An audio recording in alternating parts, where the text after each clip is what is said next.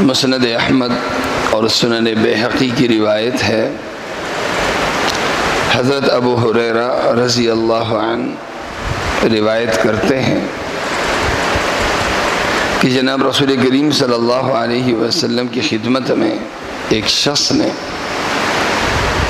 شکایت کی. آپ نے اور شکایت یوں کہ ان فلانا کان یصلی باللیل وَإِذَا أَصْبَحَ سَرِقَ.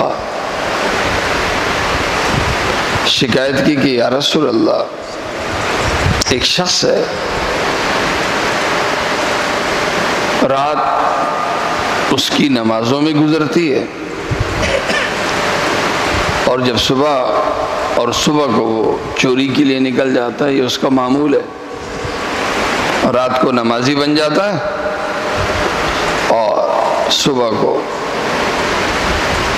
چوریاں شروع کر دیتا ہے. اللہ کے نبی صلی اللہ علیہ وسلم نے ارشاد فرمایا سَيَنْهَاهُ مَا تَقُولُ، عن قریب اس کی نماز اس شخص کو اس برائی سے روک دے گی. عن قریب اس شخص کی نماز اسے اس برائی سے روک دے گی. ایک ہمارا ذہن ہے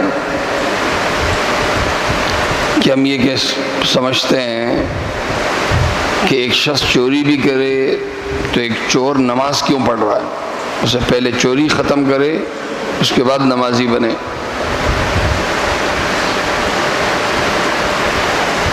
لیکن ایک شخص برا ہے، ساتھ کسی نیکی کی پابندی کر رہا ہے، خاص طور سے نماز کی پابندی کر رہا ہے.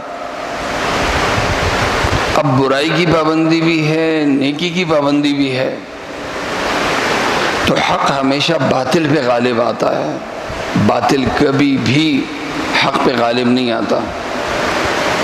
ایک شخص کی زندگی میں کوئی حق عمل ہے ہی نہیں، برا ہی برا ہے، اس شخص کے لیے خطرہ ہے کہ شاید اسے کبھی توبے کی توفیق نہ ہو. چھوٹی برائی سے بڑی برائی، بڑی سے بڑی برائی پہ نکلتا چلا جائے گا.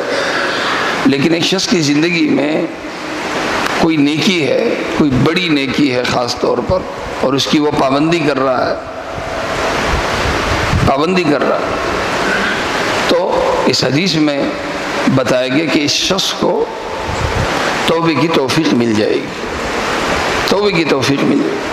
لہذا ہم جو عموماً دیندار طبقے کو، مسجد کے نمازیوں کو تنقیدی نگاہ سے دیکھتے ہیں کہ یار مسجد میں بھی جاتا ہے، کرپشن بھی کرتا ہے، مسجد میں بھی جاتا ہے، سود کا کام بھی کرتا ہے، مسجد میں نمازیں بھی پڑھتا ہے، تبلیغ میں بھی جاتا ہے، بڑی داڑھی بھی رکھی ہوئی ہے، اور یہ برائیاں بھی کرتا ہے.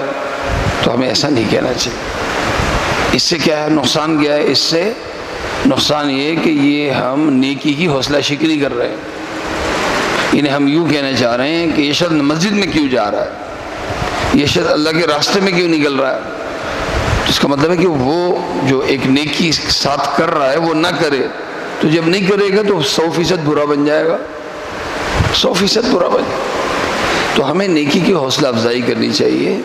ایک برا شخص اگر کوئی نیکی کر رہا ہے تو کوشش ہمیں یہ کرنی چاہیے کہ ایک نیکی کے بعد یہ دوسری کوئی نیکی شروع کر دیں. نہیں یہ کہ ہم یہ کہ جو نیکی کر رہا ہے یہ بھی ختم کر دے.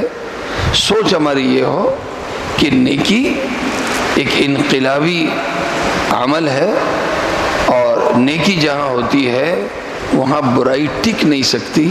اللہ تعالیٰ مجھے اور آپ سب کو عمل کرنے کی توفیق عطا فرمائے.